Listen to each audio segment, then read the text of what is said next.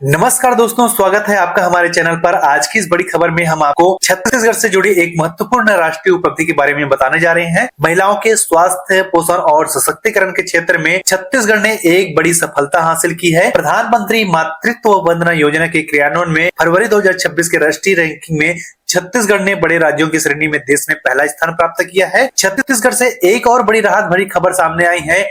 राज्य में घरेलू एलपीजी गैस, डीजल और पेट्रोल की उपलब्धता को लेकर सरकार ने बड़ी समीक्षा बैठक की है। साथ ही साथ केंद्र सरकार की नौकरियों में ओबीसी को 37% का आरक्षण आज की चर्चा का मुख्य विषय रहा है। इस बैठक में प्रदेश के उपभोक्ताओं के लिए कई महत्वपूर्ण बातें सामने आई हैं। तो चलिए जानते हैं पूरी जानकारी विस्तार से। छत्तीसगढ़ में घरेलू एलपीजी गैस तथा डीजल पेट्रोल की उपलब्धता और आपूर्ति व्यवस्था की समीक्षा के लिए आज मंत्रालय महानदी भवन में एक महत्वपूर्ण बैठक आयोजित की गई।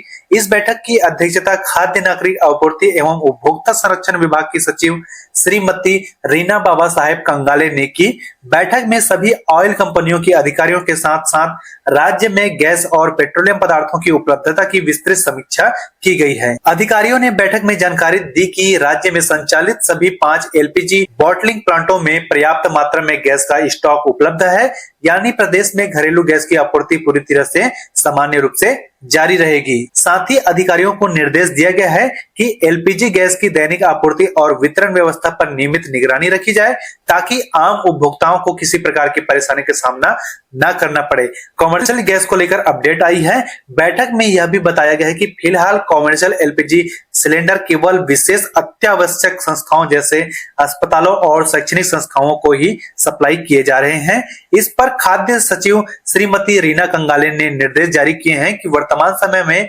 विद्यार्थियों की परीक्षाएं चल रही हैं, इसलिए शैक्षणिक संस्थाओं और छात्रावासों में गैस सिलेंडर की आपूर्ति हर हाल में सुनिश्चित की जाए। इसके अलावा उन्होंने यह भी कहा है कि वर्तमान परिस्थितियों को देखते हुए लगभग 15% कॉमर्शियल गैस की सप्लाई होटल और अन्य आवश्यक सेवाओं से जुड़ी प्रतिष्ठानों को देने पर भी विचार किया जाए।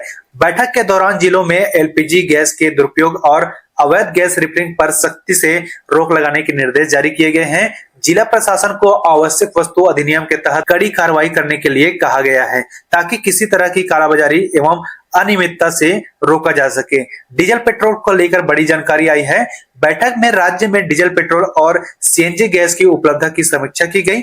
ऑयल कंपनियों के अधिकारियों ने बताया कि राज्य के तीनों डीजल पेट्रोल डिपो में पर्याप्त मात्रा में स्टॉक उपलब्ध है। इसके साथ ही अधिकारियों को निर्देश दिए गए हैं कि डीजल और पेट्रोल की दैनिक सप्लाई और वितरण व्यवस्था पर लगातार निगरानी रखी जाए। सरकार की तरफ से आश्वासन दिया जा रहा है कि छत्तीसगढ़ में एलपीजी गैस, डीजल और पेट्रोल की उपलब्धता पर्याप्त मात्रा में है और किसी भी प्रकार की कमी नहीं है। उन्होंने कहा कि उपभोक्ताओं को गैस एजेंसियों के माध्यम से सिलेंडर की सप्लाई नियमानुसार नियमित रूप से दी जा रही है। अब चलते हैं हम दूसरी खबर महतारी वंदन योजना से जुड़ी हुई। जी हां दोस्तों, केंद्र सरकार द्वारा जारी स्टेट वाइज रैंकिंग में छत्तीसगढ़ ने शानदार प्रदर्शन करते हुए कई बड़ी राज्यों को पीछे छोड़ दिया है। अगर आंकड़ों की बात करें तो राज्य ने 93.37% नामांकन, 83.87% स्वीकृति दर और 93.95% शिकायतों के त्वरित समाधान के साथ बेहतरीन प्रदर्शन किया है।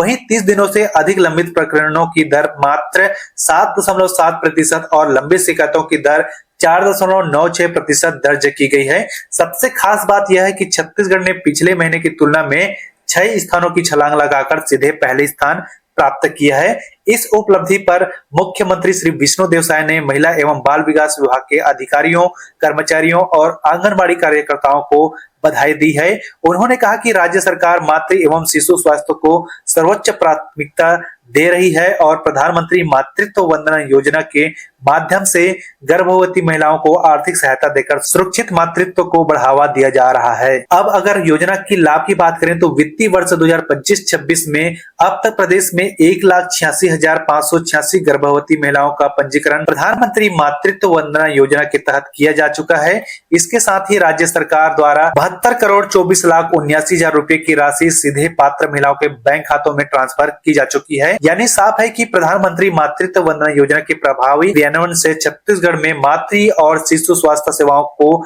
नई मजबूती मिली है और प्रदेश अब पूरे देश के लिए एक प्रेरणादायक मॉडल बनकर उभर रहा है। केंद्र सरकार ने लोकसभा में साफ कर दिया है कि केंद्र सरकार की नौकरियों में अन्य पिछड़ा वर्ग यानी ओबीसी को 27% का आरक्षण दिया जाएगा। सरकार ने लोकसभा में जानकारी देते हुए बताया कि केंद्र सरकार के अधीन आने वाले नागरिक पदों और सेवाओं में अन्य पिछड़ा वर्ग के लिए 27% का आरक्षण प्रावधान है।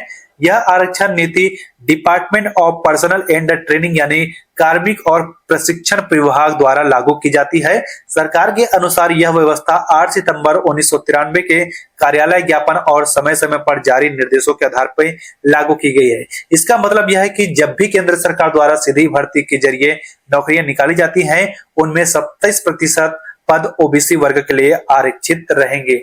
तो ये थी जानकारी आज की कैबिनेट मीटिंग के तहत। आज की वीडियो में बस इतना ही, तब तक के लिए धन्यवाद।